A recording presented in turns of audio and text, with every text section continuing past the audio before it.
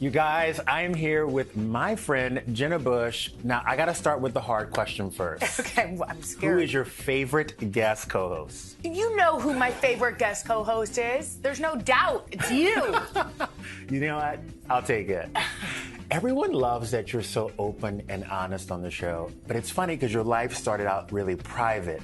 How was that transition for you? Yeah, that's a good question. I mean, I think in my private life, I'm an open book, and I was always an open book. So I think that the sort of trick is to kind of be yourself, especially on a show like ours. You just want to be who you are in real life. And so I'm pretty open, you know? And I think it's now just kind of figuring out those boundaries when I'm telling stories that aren't necessarily my own, like my children's stories or my husband's stories. Like, I want to make sure that I'm representing all the people in my life the way they'd want to be represented, and it's not their choice, you know, to be on TV. It's mine. Has there ever been something that you said that you wish you didn't say, but you're so happy it came out of your mouth?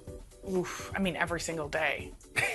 I'm like, but although there are things that I wish I hadn't said, you know, like, and then I'm not so happy afterwards. I'm like, gosh, why did I just blurt that out? Like, my kids are like, Mom, why did you do that? I once read a letter. Oh yeah, I read a letter from Mila at camp. It felt like the type of letter that every parent gets. But she was like, Daddy, come and get me. I miss you. I hate it here. I'm homesick. And I read it, and it was on People magazine. It got picked up everywhere. And the camp director called me, and when Mila got home, she was like, that's so embarrassing. Everybody knew it. Don't share those things. And so now I try not to read her letters. How has it been being a mom and working and a wife and a CEO now? You're doing all of these things. How has it been juggling all that? I mean, I think it's just all that I know, you know? I mean, and I would say that first of all, moms get asked this question all the time, and dads a little less, which is kind of crazy because it's like, aren't we all juggling the same amount? But really, you know, I think it's just a matter of when I'm in a place, like right now, I want to be totally present with you. And when I'm on the show with Hoda, I want to be there and enjoy it and delight in it. And then when I'm home with my kids, I want to do the same thing. And that's good advice for anybody, you know, for dads too. Be present with your children. You only have like a short window with them. And so I try to remember that. Now you're doing something that no man has ever done before. You're taking on Oprah's book club with Read with Jenna. I mean, first of all, to even put me in the same sentence as Oprah, thank you. A lot of people do. Well, but I also admire her so much. I mean, when I was young and in high school and would go to book people in Austin, Texas, I would look for the little sticker on the books. And she's done so much for literacy. There's no way to that's apples and oranges here. But if I can help in any small way do what she's done, I'm in.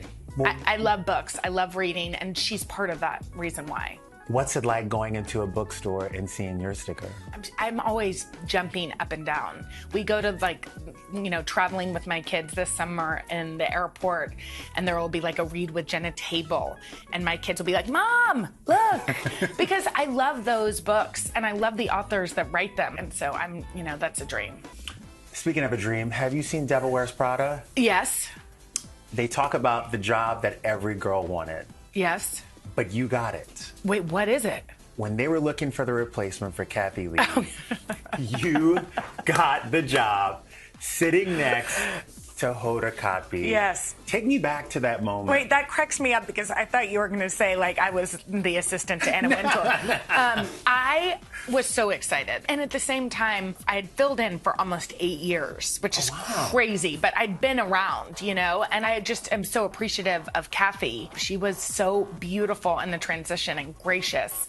And now it's been 4 years, which is wild. But I think, like, we had to find our rhythm, and we found it. And but I was so excited, and I still am. I mean, every single day I wake up thrilled to come to work, and I feel like that's the way it should be, you know.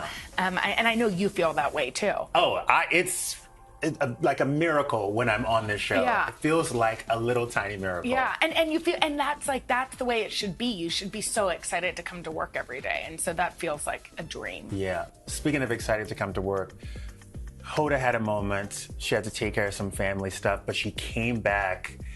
And what was it like seeing her back in that chair with the light back in her eyes, ready to be in front of America again and over that hurdle? Well, I think, one of the things that just I'm in awe of for what Hoda does, you have to show up with a smile and enthusiasm, a positive attitude, even if you're holding the weight of the world on your shoulders. And there's nobody better at it than Hoda. She makes every single person feel special, seen, even if she's dealing with her own private, pain. And I was just happy to have her back. I miss her when she's not here. But I also love you. I also love you. Hoda, you can take as much time as you want off. I will sit in this chair for you any day of the week, honey.